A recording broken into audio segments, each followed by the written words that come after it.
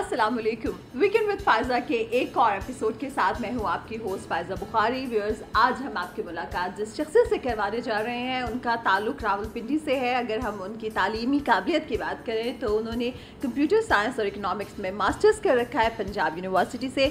मुख्तलिफ political parties का हिस्सा रह चुके हैं, लेकिन वजह शोहरत पाकिस्तान तहरीक इंसाफ है। आजकल पाकिस्तान तहरीक इंसाफ का हिस्सा हैं, मुख्तलिफ वजारतों पे काम कर चुके हैं, अपने बयानात की वजह से बहुत मशहूर हैं। बल्कि अगर मैं ये कहूँ कि काफ़ी दफ़ा कंट्रोवर्शियल भी हो जाते हैं तो ये गलत नहीं होगा। मैं बात कर रही हूँ फयाजुल हसन चौहान साहब की। अस्सलाम वालेकुम सर। वालेकुम सलाम। कैसे हैं आप? ये आपने मेरा इंट्रो करवाया है कि मेरी बेइज्जती की है ना? नहीं, आप बताइए गलत था क्या? गलत था या सही था? मुख्तलिफ पार्टियां, मैं करिया आधी दर्जन पार्टियां शामिल रहे। अच्छा, क्या पाकिस्तान तहरीक इंसाफ से पहले आप किसी पार्टी का हिस्सा नहीं थे? किसी और पॉलिटिकल पार्टी? मजाक कर रहा हूं। अच्छा सर, आपका बहुत शुक्रिया। आपका भी शुक्रिया। आपने फाइनली वक्त दे दिया, क्योंकि इससे पहले आप काफ़ी मसरूफ़ थे। हमने काफ़ी दफ़ा आपको अप्रोच किया। अच्छा सर, इस प्रोग्राम का फॉर्मेट कुछ इस तरह कि हम आपके बचपन से स्टार्ट करेंगे, सियासत पे थोड़ी बहुत बात और 55 तक पहुंचेंगे। और बचपन तक, अगर आपकी उम्र 55 हो गई है तो बचपन का बताएं। मेरी तो 35 साल उम्र है, मैं तो छोटी सी उम्र का हूं। 55 का तो नहीं। गर्मी आगे बहुत पड़ रही है, खुदा का नाम ले। और हालात आप लोगों के वैसे भी ठीक नहीं चल रहे हैं। अच्छा, मेरी कितनी उम्र है वैसे? मैं गेस को इच्छा नहीं होगा, आप खुद ही बता दें। नहीं, आप बता देना कितनी उम्र है। नहीं सर, मुझे नहीं, आप बताएं। चलो मैं बताऊंगा तो आपके अभी बताएंगे। अच्छा, फिर बचपन का बताएं। बचपन रावलपिंडी में गुजरा, कहाँ गुजरा, कैसा गुजरा, शरारती थे या नहीं थे? डेफिनेटली होंगे। बात ये है कि हम तो बचपन से ही जनाब खिचकिले और जनाब शरारती थे। अच्छा। और छोटी सी उम्र में मैं पॉलिटिक्स में, छठी जमात से ही मैं सियासी जमात जनाब, मैं इस्लामी जमीयत तलबा अपने स्कूल का नाज़िम बन गया था। छठी में निकर पहनने की उम्र होती है। इतनी अर्ली एज में? हाँ, उस वक्त मैं जमीयत का जनाब कारकुन और फिर स्कूल का सदर।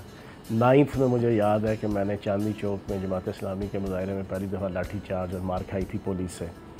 और पहली FIR फर्स्ट ईयर के अंदर गवर्नमेंट कॉलेज का मैं प्रेसिडेंट था जमीयत का। आपका कैरियर कुछ अच्छा नहीं है। नहीं, अच्छा नहीं, पॉलिटिकल है, पॉलिटिकल कैरियर है, ये डिग्रीज है। हाँ, ये डिग्रीज है। ये जो होता है ना एक सियासतदान का, लोग आते हैं, देखो बात सुनो, लोग अरबों रुपया कमाते हैं, वडेरे जागीरदार सरमायादार। सियासत कमाने के बाद ना इस पिंडी जना पाकिस्तान में और इंडिया में, बल्कि दुनिया के तमाम ममालिक में, वो फिर उनकी ख्वाहिश होती है कि अब उनको शोहरत और इज़्ज़त मिले। हाँ, लोग जाने वो फिर सियासत में आते हैं। हाँ। हमारे पाकिस्तान में अरबपति करोड़पति जनाब यूनियन काउंसिल के चेयरमैन और काउंसिल का इलेक्शन लड़ते हैं कि हम सानू को पहचानने की कोशिश करेंगे ना। तो अल्लाह पाक की ज़ात का करम है, नबी पाक के सदके, मौला अली के सदके, हमने छोटी सी उम्र के अंदर ही जो है ना सियासत के अंदर ये शोहरत और ये इज़्ज़त और ये ओहदे और ये नाम हमने कमा लिया था। तो ये सियासत के अंदर जो है ना सियासतदान की डिस्टिंक्शन होती है। मार खाना, लाठी चार्ज, जेलों में जाना। कौन कितनी दफ़ा जेल गया? मैं 42 दफ़ा हवालात और जेल काटी है। इतनी तो उम्र नहीं होगी। 42 दफ़ा। और मैंने 40-42 दफ़ा वो मार खाई है, आधी पुलिस से और आधी मुखालफिन से, कि मैं इधर से खून निकला और पूरे जिस्म से होते हुए पाँव तक मैं खून हुआ हूँ। सियासी मैं बता रहा हूँ कि मतलब MSF से, PSF से, पीपल्स पार्टी वालों से, नून लीग वालों से, यूनिवर्सिटी के अंदर, कॉलेजेस के अंदर, हल्कों के अंदर नहीं हुए कि भाई सियासत छोड़ दूं? नहीं, ये तो होता है ना, ये तो चलता। 302 मैंने काटा हुआ झूठा, 324 रियल हमने जनाब MSF से लड़ाई हुई थी 1991 में, उसमें हमने 6 महीने अडयाला जेल काटी। तो ये सियासत के अंदर ये सारी चीज़ें देख के यहाँ तक पहुँचे हैं। माशाल्लाह, समझ गए ना? 42 दफ़ा जेल। आज अगर अल्लाह पाक ने आवाम की आंखों में हमें सजाया हुआ है, तो ये जो आंखों में सजा हुआ हमारा सुरमा है ना, ये बड़ी रगड़े खा के जनाब ये सुरमा बना है। वाकई बहुत आंखों में सजा है किसी के। ये तो मुझे आज पता चली आपकी हिस्ट्री जो है। हाँ। जेलों वाली। और एक और सुन लें। हाँ। इस सारी चीज़ों के बावजूद छठी जमात से कारकुन और 9th जमात से पॉलिटिकल लीडर अपने लेवल का, स्कूल का, कॉलेज का, फर्स्ट से लेके 10th तक हमेशा सितंबर टेस्ट, दिसंबर टेस्ट और एनुअल पहली या दूसरी पोजीशन ली है। FA रावलपिंडी बोर्ड टॉप किया है मैंने मैथ्स इकोनॉमिक्स ग्रुप में। जब इतना वक्त सियासत के लिए निकालते थे पढ़ाई में। अगली सुनते रहे ना, आपको हैरान परेशान करता हूँ, आवाम को भी है ना। FA मैंने मैथ्स इकोनॉमिक्स ग्रुप में टॉप किया था। बीएससी का मेरा मैथ्स इकोनॉमिक्स थी, और मैं जब मेरे पेपर थे, पेपरों से 10 दिन पहले मैं 324 काट के 6 महीने जेल मैं बाहर आया था। 10 दिन बाद मेरे एग्जाम शुरू हुए, फर्स्ट डे थी मेरे इल्म में बीएससी में फर्स्ट डे थी। 324 किस जुर्म की होती है? मतलब है लड़ाई झगड़ा होता है ना, एग्जाम में कत्ल कहते हैं ना उसको, क्या ना, वो हमारी एमएसएफ से लड़ाई यूनिवर्सिटी के अंदर लड़ाई हुई, डर लगना चाहिए। तो मैं 6 महीने जेल काटने के बाद बाहर आया। उसके 10-15 दिन बाद मेरा बीएससी के एग्जाम स्टार्ट हुए। मैंने फर्स्ट डिवीजन ली थी बीएससी में। पढ़ाई फॉर्मूला था आजकल के बच्चों को? फार्मूला नहीं, एक तो हमारे घर का एप्टीट्यूड था। मेरे अम्मी अब्बू का बड़ा सख्त एक जना पढ़ाई के हवाले से स्टैंड। मैं छोटी से बड़ी मजेदार बात हूँ। 5th क्लास में मैं अक्सर एंटरटेनमेंट शो में बता चुका हूँ, अभी भी लास्ट ईद शो के अंदर मैंने एक टीवी चैनल में बताया था। 5th क्लास का सरकारी एग्जाम उस दौर का, ठीक है जी, पिंडी का। मेरी पोजीशन हमेशा पहली या दूसरी आती थी क्लास में। मुझे याद है 4th में हमारी क्लास में इंडक्ट हुई एक लड़की, हाजरा, मुझे अभी तक नाम याद है, हाजरा। वो आई 5th जमात के सरकारी एग्जाम का जो फाइनल एग्जाम था ना, उसमें उसने पहली पोजीशन ले ली। मेरी दूसरी पोजीशन आई। रिजल्ट अनाउंस हो रहा था, हमारी हेड मिस्ट्रेस मिसेस इकबाल, अभी तक मुझे नाम याद है, उसने ऐलान किया फयाजुल हसन 2nd पोजीशन। मैंने धौड़े मार मार के रोना शुरू कर दिया। मैंने धौड़े मार मार के रोना शुरू कर दिया। हेड मिस्ट्रेस और सारी स्कूल टीचर्स मेरे इर्द गिर्द, उन्होंने कहा फयाज मिठाई खिलाओ, तुम्हारी सरकारी एग्जाम पिंडी में दूसरी पोजीशन। मैंने कहा मैं घर जाऊंगा, मेरी अम्मी ने लेक्चर मारने हैं मुझे कि तेरी पहली पोजीशन क्यों नहीं आई। इतनी सख्ती थी माहौल की। हम सब बहन भाई, तो वो उस पढ़ाई के हवाले से, दूसरा एक फितरतन एप्टीट्यूड ठीक था पढ़ाई के हवाले से, जल्दी जना रटा भी लगा लिया, समझ भी लिया, समझ के भी जना जल्दी समझ जाते थे। तो ये था। कितने भाई बहन आप लोग? हम जी 3 भाई और 4 बहनें। और आप मैं सबसे छोटा हूँ। सबसे छोटे तो लाडले भी? नहीं, लाडले वाडले की कहानी साढ़े कोई नहीं होती जी। नितर छितर ऊंची पहनते थे। मैट्रिक तक मैंने अपने अब्बू से मार खाई है, और अमूमन होती थी पढ़ाई के हवाले से। लेकिन आप तो फर्स्ट डिवीजन, मतलब है जब दरमियान में हम पढ़ते नहीं थे, खेलने कूदने निकल गए और सियासत में चले गए, जनाब रात को लेट आ रहे हैं, तो वो अब्बू की तरफ से 10th क्लास तक हमने मार खाई है। 10th क्लास अब्बू से। सियासी सरगर्मियों के अलावा किस किस्म की शरारतें करते थे? मैं शुरू से पॉलिटिकल, देखो अब शरारतों के हवाले से मुझे याद है, गवर्नमेंट कॉलेज के अंदर ना हमारे प्रिंसिपल होते थे, मैं नाम नहीं लूँगा। उनका नाम क्यों नहीं लेंगे, बाकी सबके नाम नहीं है। बताता हूँ। अच्छा, मैं क्लास के अंदर, मेरा रोल नंबर था 421 इंटर में ना, गवर्नमेंट कॉलेज में भी याद है। 421। मुझे मेरे प्रिंसिपल समेत और जितने हमारे टीचर प्रोफेसर थे, वो कहते थे तू वाकई 420 तो ही कुत्ते हैं यार, शरारतों के वाले से ना। 421। मैं कुछ नहीं कह रही, ये कह रहे हैं जो कह रहे हैं। अब सुने, हुआ ये कि मैं बड़ा नोटोरियस था एक पॉलिटिकल लीडर की हैसियत से भी गवर्नमेंट कॉलेज में, और एक वैसे भी तबीयतन भी। एक दिन मुझे याद है, मैं अपनी अम्मी के साथ सरगोदा गया अपनी खाला के घर। अच्छा। पीछे से फेयरवेल थी हमारी, जना सेकंड ईयर को फर्स्ट ईयर ने दी। ठीक है। हमारी क्लास के अंदर ना 3-4 लड़के थे मेरे ग्रुप के, वो बड़े शरारती थे। उसमें एक का नाम अंजुम था, हालांकि वो इंतहाई शरीफ समझा जाता था, पब्लिकली समझा जाता था। और एक कोई पीरजादा था, मुझे याद है। इन्होंने क्या किया, वो फेयरवेल में प्रिंसिपल साहब आए, प्रिंसिपल साहब का जो केक पीस था उसमें जमाल कूटा बना दिया। ठीक है जी, गलत बात है। सुने तो सही ना, सुने, बड़ा दिलचस्प सच्चा वाकया बता रहा हूँ। तौबा। अच्छा, मैं गया हुआ था सरगोदा, मैं छुट्टी पे था। हाँ। पीछे जनाब ये सारा हुआ।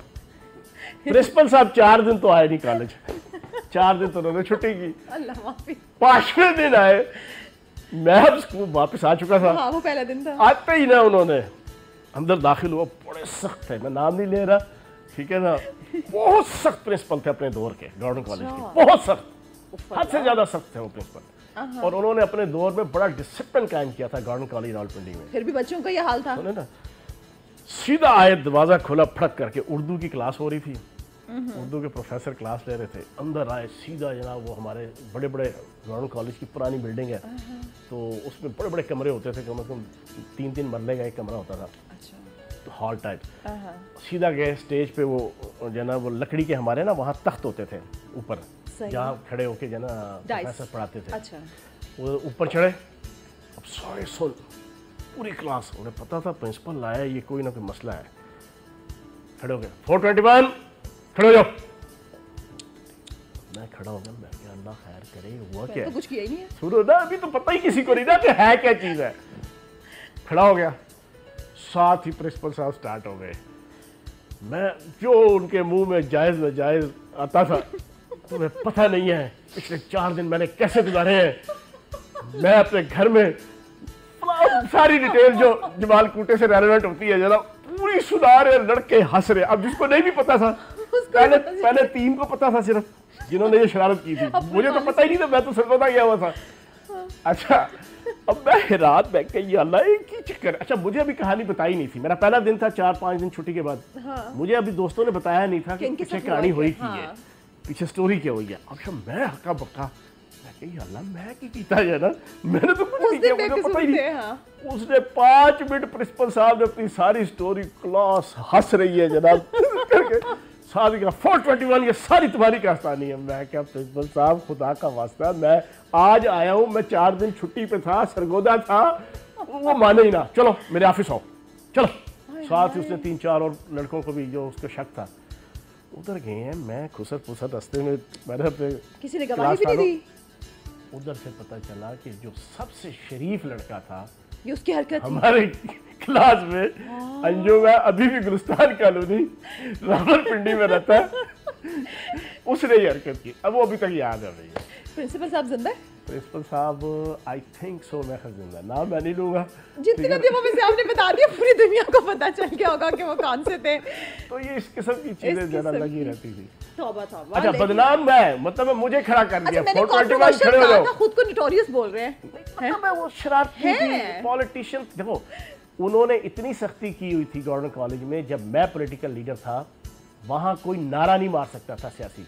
मैंने वहाँ पे अपनी जमीयत के जलसे, रैलियाँ, मुजाहरे मैं कॉलेज के अंदर करता था। तंग थे प्रिंसिपल साहब, यार ये लड़का नहीं काबू आता। मैंने तो यहाँ पे बड़ा स्ट्रिक्ट निज़ाम, मार्शल्लाह था, मार्शल्लाह उनका। तो वैसे आपके नज़दीक मेरा ख्याल है कि आप समझेंगे कि होना चाहिए, एक डिसिप्लिन होना चाहिए कॉलेज यूनिवर्सिटी में। सियासी हवाले से एक ऑर्गेनाइजेशन थी, आप उनके अगेंस्ट जाके के जलसे धरने नहीं था। देखो, हम अपनी एक एक्टिविटी करते थे पॉलिटिकल, शायद इसीलिए पाकिस्तान तहरीक इंसाफ में भी आप आ गए। ये जलसे धरने जो है ना, ये शुरू से आपके अंदर है ना, इसी तरह। अच्छा, जब इतने सियासी थे और बचपन से थे, और 6th ग्रेड से आप जो बता रहे हैं, बच्चों को तो मेरा ख्याल है कि पॉलिटिक्स के स्पेलिंग भी नहीं आते होंगे, तो अम्मा अब्बा ने मना नहीं, मतलब कि, और सबसे छोटे बच्चे भी थे, कि बेटा सियासत ही क्यों, बड़े होके कोई और करियर करना? अब्बू वगैरह ने किस वजह से भी, एक तो वैसे भी अब्बू भी ज़हनी तौर पे उस वक्त जमात इस्लामी के थे, और मैं जो इंस्पायर हुआ था ना, मैं 4th में पढ़ता था, तो मेरी बड़ी सिस्टर हैं, गायनेकोलॉजिस्ट हैं, डॉक्टर हैं, वो रावलपिंडी मेडिकल कॉलेज में यूनियन की तरफ से इलेक्शन लड़ी थी, जमीयत की तरफ से, GR का, गर्ल्स रिप्रेजेंटेटिव, जो स्टूडेंट यूनियन के इलेक्शन होते थे ना प्रॉपर। तो मैं 3री या 4थी जमात में पढ़ता था, तो वो बाजी मेरी जो है ना, वो आती थी, वो बैजेस लेके और एक्टिविटीज़ बताती थी कि आज ये हुआ, आज मुजाहरा हुआ, आज PSF वालों से फलां झगड़ा हो गया, आज PSF, उस वक्त PSF ज़्यादा थी ना उस दौर में, जमीयत और PSF का मुकाबला होता था। सब्ज़ है, एशिया सब्ज़ है, और सुर्ख है, एशिया सुर्ख है वाला माहौल होता था वहाँ। तो वो सुन के भी मैं बड़ा इंस्पायर होता था। तो बस वहाँ से होते होते फिर जो है ना ये सारी चीज़ें, तो अम्मी अब्बू ने कोशिश की, FA तक जो है ना कोशिश की, मार पीट डंडा करके, लेकिन कि बहुत ज़्यादा ना करो, पढ़ाई की तरफ तवज्जो दो। लेकिन फिर उन्होंने नहीं, ये नहीं बात आता जो ना। अच्छा, जमात इस्लामी से आपका ताल्लुक था, पाकिस्तान तहरीक इंसाफ में कैसे आना हुआ? मैं 2002 में MPA बना था। 2002 में जिस पर मैं MPA बना, उससे पहले मैं एशियन डेवलपमेंट बैंक में एज अ डेटाबेस मैनेजर था। अच्छी खासी नौकरी पसंद? अच्छी खासी। मेरे इस वक्त के कोलीग पाकिस्तान के अंदर कम से कम कुछ 10 लाख से राउंड अबाउट पे ले रहे हैं, कम से कम। सियासत में आके आपको क्या मिला? और मेरे वो कोलीग कि जो उस वक्त Y2K के मसले पे सन 2000 में एक बड़ा मशहूर और मारूफ कंप्यूटर का एक इशू खड़ा हुआ था कि सेंचुरी चेंज हो रही है, मिलेनियम चेंज हो रहा है, तो Y2K का इशू आया था कि सारा सिस्टम कोलैप्स हो जाएगा दुनिया में, कंप्यूटराइज जितने भी ऑटोमेटेड चीज़ जाना सिस्टम है।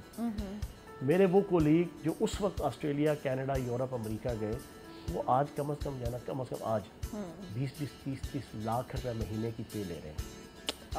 मैं AS400 और कोबोल 400 और RPG 400 का एक्सपर्ट हूँ, जो मिनी कंप्यूटर का एक लैंग्वेज भी है और सिस्टम भी है, जो ह्यूज लेवल की जो ऑर्गेनाइजेशन यूरोप और अमेरिका में आते हैं वहाँ पे इस्तेमाल होता है। PC बेस्ड नहीं।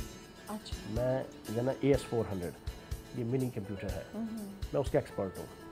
और मेरे वाले साहब पाकिस्तान के पहले आईटी प्रोफेशनल हैं, पहले आईटी प्रोफेशनल। माशाल्लाह। उसकी वजह से फिर हम भी कंप्यूटर में, मेरा बड़ा भाई फोत हो गए हैं, वो आर्टिकल फैनरी के कंप्यूटर सेक्शन के हेड थे, सीनियर एग्जीक्यूटिव डायरेक्टर। तो कंप्यूटर और कंप्यूटराइजेशन ये मेरे घर से वाले साहब की तरफ से। तो वहाँ से रिज़ाइन करके मैं 2002 में जनाब MPA बना। MPA 2007 तक मैं रहा। मैंने 2007 के एंड में और 2008 के शुरू में PTI ज्वाइन की थी।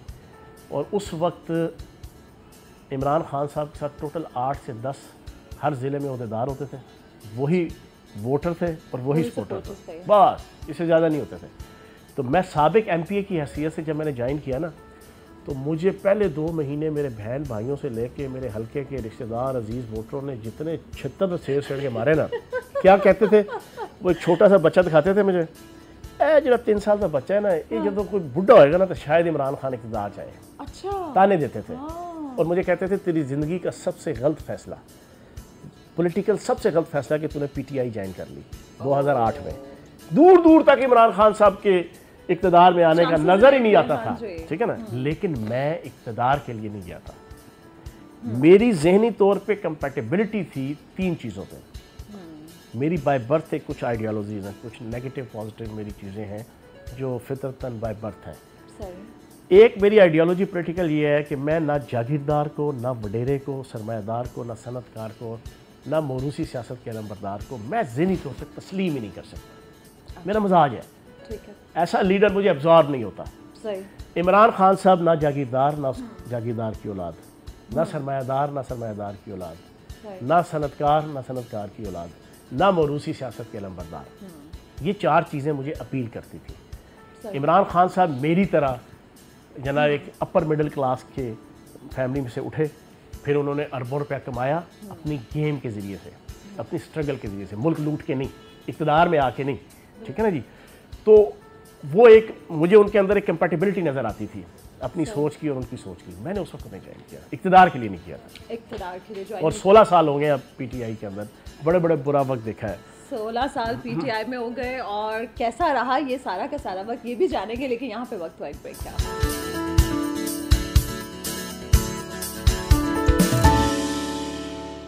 Welcome back. आप देख रहे हैं वीकेंड विद फायजा बुखारी। हमारे आज के मेहमान हैं फयाजुल हसन चौहान साहब। ब्रेक पे जाने से पहले तो उन्होंने अपने बचपन की बातें, यादें और शरारतें बताई, और अब हम क्योंकि पाकिस्तान तहरीक इंसाफ पे बात करें।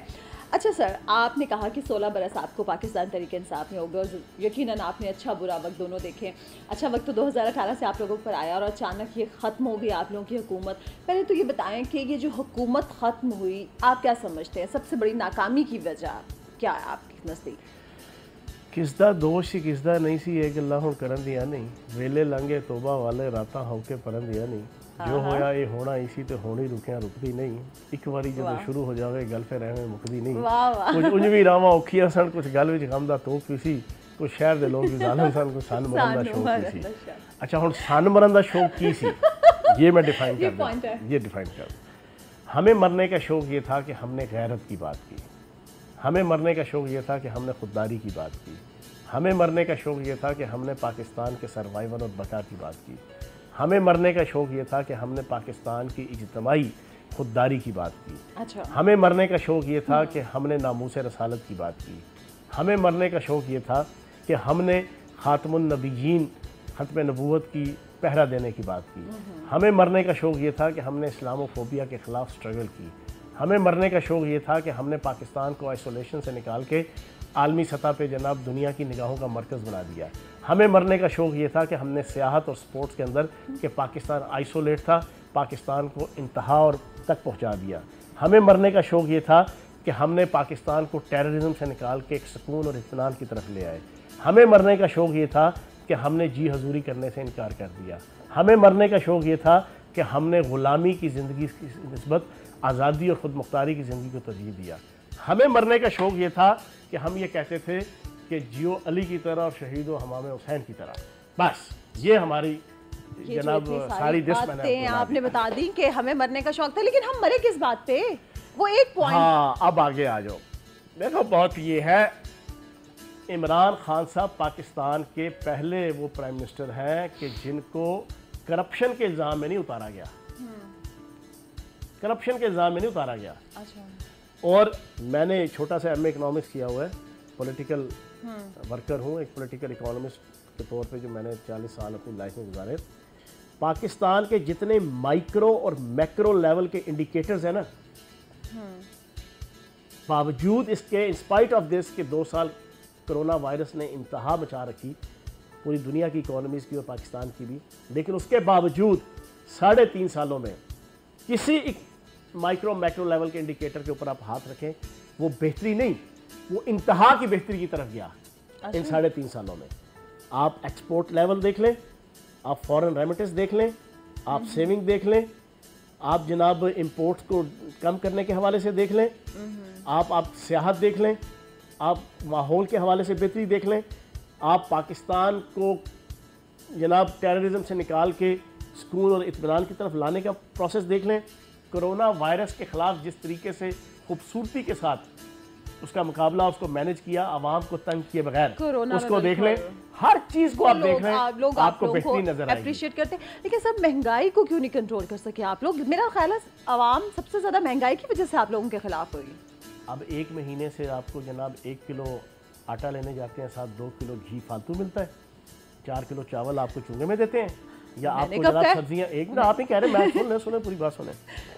1 महीने से डॉलर 180 से 188 का हो गया। ये आप लोग में बताया 186 सुन तो लो, पूरी सुन लो ना।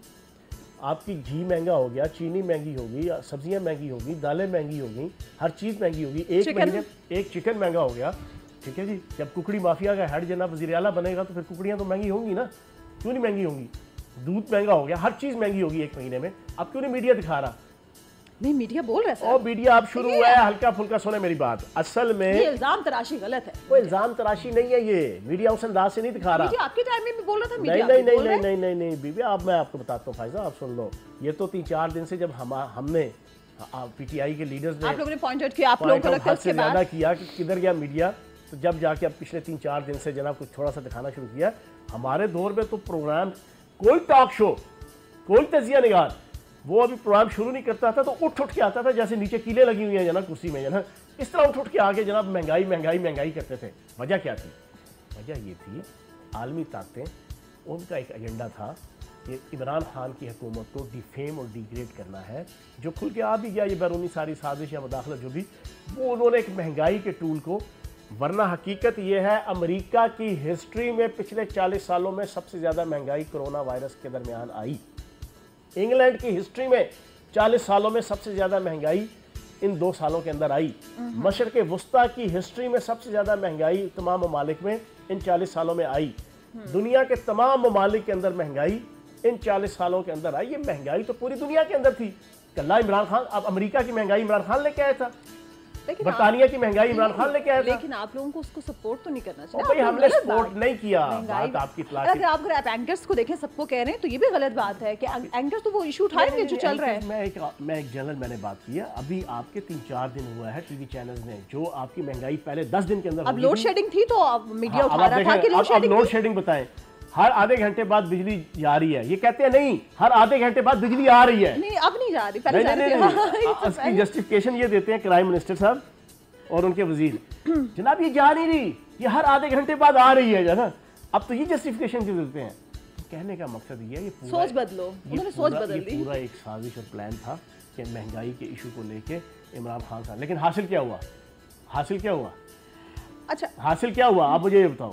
हासिल ये हुआ कि अल्लाह पाक की ज़ात ऊपर बैठी थी, नीतों का हाल जानती थी। 3 साल महंगाई के नाम पे जो अरबों रुपए लगा के इमरान खान को बदनाम किया, वो सारा गया खोते खू। और इमरान खान के पीछे पूरी पाकिस्तानी कौम आज खड़ी है, दिल में सजा के, पलकों पे बैठा के, कंधों पे सजा के, सारी महंगाई भूल के सारी कौम इमरान खान के साथ है। ये अल्लाह पाक के करने होते हैं। पंजाब की बातें हो रही हैं, फरा साहिबा की बातें हो रही हैं कि यहाँ पे कितनी करप्शन होती थी और किस तरह से वो चीज़ें लेती थी और आगे चलती थी, वो सब क्या है सर? क्योंकि आप तो सर यहाँ पे वजीर रह चुके हैं। और इस पे ना आप तसल्ली से मेरा 3 मिनट जवाब सुनिएगा। अच्छा, 3 मिनट। कितनी हैरानगी की बात है, इमरान खान साहब की बीवी की सहेली, उसकी हर अच्छी और बुरी बात का जिम्मेदार इमरान खान साहब, लेकिन शहबाज शरीफ साहब के बेटों, दामादों और बीवी उसकी मनी लॉन्ड्रिंग, उसकी करप्शन, उनकी जाली टीटीज, उनकी 2 नंबरी, उनकी अरबों खरबों रुपए की लूटमार का जिम्मेदार शहबाज शरीफ नहीं है। जो वो पिछले 4-5 साल से नैब की अदालतों में, हाई कोर्ट, सुप्रीम कोर्ट में और FIA में कहते फिर रहे हैं मैं जिम्मेदार नहीं। इमरान खान साहब की बीवी की सहेली का जिम्मेदार इमरान खान, लेकिन नवाज शरीफ साहब की बबली, बबलू और बंटी उनकी जिम्मेदार, उनकी करतूतों का जिम्मेदार, उनके दामादों का जिम्मेदार, उनकी करप्शन का जिम्मेदार नवाज शरीफ साहब, सुल्तान मफरूरुद्दीन साहब नहीं है। कितनी खूबसूरत सी बात है, वाह। इसके ऊपर वाह वाह करें, आप भी वाह वाह करें, सारे मिलकर वाह वाह करें। मैं वाह वाह क्यों कर रही हूं? वो कितनी दिलचस्प बात बता रहा हूँ। अच्छा। फिर दोबारा दोहराता हूँ। नहीं सुने, आवाम को जरा समझ आएगी ना। इक्को बारी नहीं समझाओगे, नशरे मुकर्रर है ना। वाह वाह वाह वाह सारे करेंगे। इमरान खान साहब की बीवी की सहेली की अच्छी बुरी करतूत का जिम्मेदार इमरान खान। ते नवाज शरीफ ते शहबाज शरीफ ना अपने पुत्रां दे जिम्मेदार, ते ना अपनी धीआं दे जिम्मेदार, ते ना अपनी बीवी की जिम्मेदार। वो करप्शन, वो टकेमारी जो अदालतों से लेके अदालतों तक प्रूफ हो चुकी है, उसके वो जिम्मेदार नहीं है। ये भी एक इल्जाम है। क्या अजीब लॉजिक है। अभी सुने, आगे सुनाता हूँ। फराह खान साहिबा जी बड़ा जनाब इस वक्त जनाब कशका लगाया हुआ है। वो हमारी पिंडी की आती है जना, इनकी वजीर इतलात आगे जनाब जो तू तुम तड़क करके जनाब इल्ज़ाम लगाती है। मैं उनसे पूछूंगा, फराह खान साहिबा किसी सरकारी ओहदे पे फाइज नहीं रही और कितने बेढंगे तरीके से नैब का केस बनाया। नैब का मैंने पूरा ऑर्डिनेंस पढ़ा, सदर से लेके यूनियन काउंसिल का ओहदेदार तक, बीच में पंजाब वफाक के वजीर, बशीर, ब्यूरोक्रेट सारे आ जाते हैं। उनके खिलाफ नैब जा सकती है, प्राइवेट बंदे के खिलाफ नहीं जा सकती, पहली चीज। फिर उसकी जस्टिफिकेशन बनाने के लिए उस नैब के नोटिफिकेशन में डाला कि 97 से लेकर 99 तक एहसन जमील गुजर साहब जनाब जिला काउंसिल के चेयरमैन रहे थे, हालांकि वो नून लीग की तरफ से उस वक्त थे। और 97 से 99 तक एहसन जमील गुजर जो उनके खामंद हैं वो जिला काउंसिल के चेयरमैन थे। उस बुनियाद के ऊपर 2019 और 20 की करप्शन का जनाब, पैसों की जनाब उनके ऊपर नैब। यार कितना ब्लंडर। 97 तो 99 की बुनियाद पे 2019 और 21 की करप्शन का इल्जाम। सर मुझे ये बताएं कि जहांगीर तरीन साहब और अलीम खान साहब, आप लोगों की इतनी कुर्बतें थी खान साहब की उनकी, और उन्होंने बड़ा कुछ पार्टी पे लुटाया भी, नज़र भी आता था आवाम को भी। सर ये बेवफाई की वजह क्या बनी? सर जितना उन्होंने लुटाया उतना उन्होंने 1000 गुना ज़्यादा कमाया। ये आज मैं प्रेस कॉन्फ्रेंस कर रहा हूँ, ठीक है ना जी, मैं उसमें सारा जवाब दे रहा हूँ। एक बात याद रखिएगा, कैपिटल टीवी के ज़रिए से और फायज़ा बुखारी साहिबा के प्रोग्राम के ज़रिए से पूरी पाकिस्तानी कौम को बताऊँगा, चीनी की कीमत 8 आने महंगी हो जाए ना, 8 आने 50 पैसे, तो साल की आमदन शुगर मिल के मालिक की अरबों रुपए बढ़ जाती है। दोबारा दोहराऊं, 8 आने, रुपया पूरा नहीं, चीनी की कीमत 8 आने महंगी हो जाए तो एक शुगर मिल के मालिक की सालाना आमदन जो ना अरबों रुपए बढ़ जाती है। जनाब शुगर मिले हैं 88। तो सर आप एक हुकूमत ही ना। 88 मैं बताता हूँ ना, 88 शुगर मिले। उस 88 शुगर मिलने में से 70% जो कोटा है ना, 70% जो है वो आले शरीफ, आले जरदारी और जहांगीर तरीन साहब की है। अब मुझे बताएं, हमारे दौर के अंदर अगर आप 15 रुपये 20 रुपये चीनी महंगी हो जाएगी तो जिम्मेदार तो ये फिर 70% ये लोग हुए ना। तो इनके ऊपर चेक एंड बैलेंस करोगे तो फिर शक्लें और बूथियाँ तो बनेगी ना। तो शाकर आपसे आना है, साड़ी शक्ला वेख हालात ना पूछ, साड़ी बूथियाँ वेख हालात ना पूछ। तो जब आप उसके ऊपर चेक एंड बैलेंस करेंगे तो फिर शक्लें बनेंगी। अलीम खान साहब जनाब अपनी इल्लीगल ज़मीन को पार्क व्यू विलाज में वो उसको लीगलाइज करने के लिए प्रेशर डालेंगे, वो नहीं होगी तो शक्ला तो बननी है ना। सर ये आपको पहले भी पता था अगर उनकी ज़मीन इल्लीगल थी तो जनाब वो उसको लीगलाइज नहीं होने दिया ना, अभी तक नहीं हुई। 3000 कनाल के करीब ज़मीन है जो इन 3.5 सालों में लीगलाइज नहीं हुई।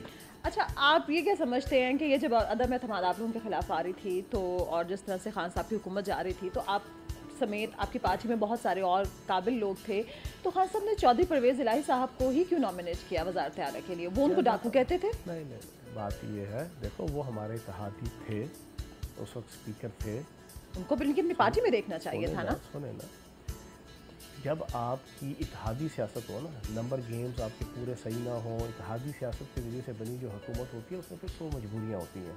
ये आपकी यूरोप और अमेरिका के अंदर तो बहुत कम नज़र आएगा, लेकिन इस खत्े में बरसगीर पाकिस्तान में और इंडिया में ये चीज़ें आपको नज़र आती हैं। जब इत्तेहादी सियासत कर रहे हो, नंबर गेम टाइट हो, तो फिर ये कुछ चीज़ें करनी पड़ती हैं जो ना, ये गिव एंड टेक करना। अच्छा, वैसे बुज़दार साहब की सबसे बड़ी खूबी तो बताएं, आप तो बड़े उनके करीब। नर्म दमे गुफ्तगू, गर्म दमे जुस्तजू, रज़्म हो के बज़्म हो, पाक दिलो पाक बात। शरीफ आदमी था, सादा आदमी था, मलंग आदमी था। आपको वजारतों से क्यों चेंज किया जाता था? क्यों चेंज किया जाता था? ज़्यादा बोलना गले पड़ जाता था। असल में फयाजुल हसन चौहान फितरतन एक ऐसी शख्सियत रखता है कि वो जिस जगह होगा अल्लाह पाक के करम से, नबी पाक के सदके नुमाया होगा, नुमाया होगा। वो जिधर खड़ा होगा नुमाया होगा, वो लाखों में भी खड़ा होगा नुमाया होगा, वो करोड़ों में भी खड़ा होगा नुमाया होगा। अच्छा, जब मैं नुमाया हो जाता था, लोग समझते थे पता नहीं शायद इसी मिनिस्ट्री की वजह नाल नुमाया है। हाँ। तो लोगों को एक हसद और एक तलब पैदा होती थी, ये मिनिस्ट्री साढ़े को आ जाए। हाँ। ठीक है ना जी। वो फिर लोग साथ शेयर करते थे, फिर वो जो आपकी जो है ना वो गुलाम गर्दिशें हैं इक़्तिदार की, उसमें फिर जनाब ये जोड़ तोड़ होती थी। लेकिन ये है कि जब मुझसे ली जाती थी तो उससे ज़्यादा अच्छी मिनिस्ट्री पे मैं मौजूद होता था। ये इमरान खान साहब। अच्छा, क्योंकि जिस तरह से आप शेर व शायरी सुना रहे हैं, इससे मुझे लगता है कि आपका लिटरेरी टेस्ट भी अच्छा है। तो वैसे क्या फिल्म और ड्रामास वगैरह भी देखते हैं? फ्री टाइम कोई मिलता है अपने लिए? सियासतदान से बड़ा ड्रामा कोई होता है? खुद बड़े ड्रामे बाज है। मैंने ये सवाल वैसे पता है ये पूछना था कि अगर आपको एक्टिंग का शौक है या लोगों की एक्टिंग देखते हैं, तो अगर मैं आपके सामने 4 नाम रखूं तो आपने मुझे बताना है कि इनमें से ज़्यादा अच्छा एक्टर कौन है। हुमायूं सईद, फवाद खान, शहबाज गिल, चौधरी परवेज इलाही। मुझे ये पहले जो बोला है, देखो बात यह है कि सियासतदान, आप फिर अपने लोगों में से बता देना। सियासतदान जो है ना, वो एक बहुत सी खूबियों और खामियों का एक गुलदस्ता होता है। उससे सारा कुछ देखा होता है, अच्छा बुरा कोना खुदरा, हर शोबा ज़िंदगी का। ठीक है ना, दुनिया में जो लोग होते हैं ना सियासतदान के अलावा, वो एक ख़ास शोबा ज़िंदगी के फ़नकार, गुलकार, अदाकार, कलाकार होते हैं। सियासतदान सारे पासे का कलाकार है ना, उसने सारा कुछ देखना होता है, उसे हर किस्म को फेस करना होता है, अच्छा बुरा हर शोबा ज़िंदगी है ना। अच्छा, तो इस वजह से वो उसके अंदर सारी सलाहियतें होती हैं। अच्छा सर, आखिर में हमारा एक सेगमेंट होता है, मैं आपके सामने 5 लोगों के नाम लूँगी, आपने उनकी एक खूबी बतानी और एक खामी बतानी है। पहला नाम है जी इमरान खान साहब। निगाह बुलंद, सुखन दिल नवाज, जा पुरसोज, यही है रफ्ते सफ़र मेरे कारवां के लिए। खामी? यार पिछले कई दिनों तो हर वहाँ खामी इमरान खान साहब की पुछना शुरू है। तो खामी हर इंसान के अंदर खूबियाँ खामियाँ होती हैं ना जी, एक बता देना। बस ये है कि वो जो अपने करीब जो उसके लोग होते हैं, वो जो राय दे दें वो उनको ज़्यादा अहमियत दे देते हैं। जो थोड़ा दूर होता है उस इशू से मुतल्लिक़, उसकी राय बाद में वो उसको अहमियत देते हैं, पहले उसी को देते हैं जो सबसे करीब होता है। कानों के कच्चे हैं ये अपनी तरफ बढ़ाया चीज़ है ना, मैं तो नहीं किया। नहीं मैंने तो नहीं कहा, करीबी है तो मैंने तो नहीं कहा। आप लोग अपनी पार्टी के लोग कहते हैं, मैंने तो नहीं कहा खान साहब के बारे में, मैंने बहुत सारे लोगों को। मैंने नहीं कहा ये। अच्छा, लेकिन मतलब तो वही है। मतलब तो वही है ना, मतलब भी वो नहीं है। वे आपका थोड़ा सा नहीं, आपकी ख्वाहिश है। नहीं मेरी ख्वाहिश नहीं, मैं तो खान साहब से आज तक नहीं मिली हूँ। अच्छा, मरियम नवाज साहिबा। बेगम सफदर रवान। खामी और एक खूबी? ये चुप रहे तो ज़्यादा अच्छा है, ये बोलती हैं तो अपने वालिद, अपने ख़ानदान, अपनी पार्टी की सियासत का और कारोबार और माश का बेड़ा गर्क कर देती हैं, जो आपने पिछले 6-7 सालों में देखा। चुप रहें तो ज़्यादा अच्छा है। और खूबी? खूबी भी यही है कि चुप रहें तो ज़्यादा अच्छा है। मशवरा ही है ये तो फिर। अच्छा, बिलावल भुट्टो साहब। छोटू जरदारी। खामी और खूबी बताएं ना भाई, अब एक एक जुमले में आप क्या? खूबी ये है कि बेनज़ीर भुट्टो बनने की अच्छी कोशिश कर लेता है। अच्छा। और खामी ये है कि जुल्फ़िकार अली भुट्टो बनने की उसे कोशिश हो नहीं पाती जो है ना बनने की। चौधरी शुजात हुसैन साहब। वज़ादार आदमी। ये तो खूबी हो गई। खामी? वो वज़ादार आदमी। खामी मैं कोई ऐसी मुझे नहीं नज़र आती कि नहीं, आप बड़ी गहरी वज़ादार आदमी है। आखिर में आपका अपना नाम है, आपने अपनी एक खूबी बतानी है। खामी? मेरे मुतल्लिक लोग कहते हैं कि मैं दबंग हूँ, मैं कहता हूँ मैं मलंग हूँ, शरीके वाले कहते हैं कि दुनिया से दिल तंग हो। शरीका भी आ गया। बहुत शुक्रिया सब व्यूअर्स, आप सब देखने वालों का शुक्रिया। उम्मीद करती हूँ आज का प्रोग्राम आपको अच्छा लगा होगा। मुझे दीजिए इजाज़त, अपने प्यारों का ख्याल रखें। अल्लाह हाफ़िज़।